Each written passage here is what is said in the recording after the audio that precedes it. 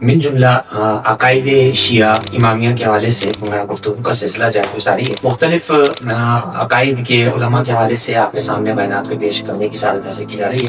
علامہ مجلسی کا رسالہ انتشارات نہابندی قوم مقدس سے چھپا ہے اور فارسی اور عربی دونوں اس میں جو ہے اس میں موجود ہیں۔ صفحہ نمبر 83 پر علامہ مجلسی رضوان اللہ تعالیٰ علیہ نے جہاں عقائد امامیہ کو بیان کیا، علامہ مجلسی فرماتے ہیں ثم اعلم ان یجب الاقرار بحضور النبی صلی اللہ علیہ وآلہ وسلم اسناشر عند موت الابرار والفجار والمؤمنین والکفار۔ علامہ مجلسی فرماتے ہیں کہ تمام برادران ایمانی شیعہ کو اس بات کا اقرار کرنا واجب ہے کہ مومن اور کافر اور نیک اور بد جتنے قسم کے لوگ دنیا میں مرتے ہیں ان سب کی موت کے وقت نبی اکرم صلی اللہ علیہ وآلہ وسلم اور ائمہ طاہرین صلوات اللہ وسلم علیہ مجمعین جو ہے وہ تشریف لاتے ہیں۔ فینفعون المؤمنین بشفاعتہم فی تسہیل غمرات الموت و سکراتہ علیہ۔ پس جب میں معصومین رسول خدا کسی مومن کی موت کے قریب آتے ہیں تو کیا ہوتا ہے؟ مومن ان کی آمد سے فائدہ اٹھاتا ہے۔ کس طرح کا فائدہ ہوتا ہے؟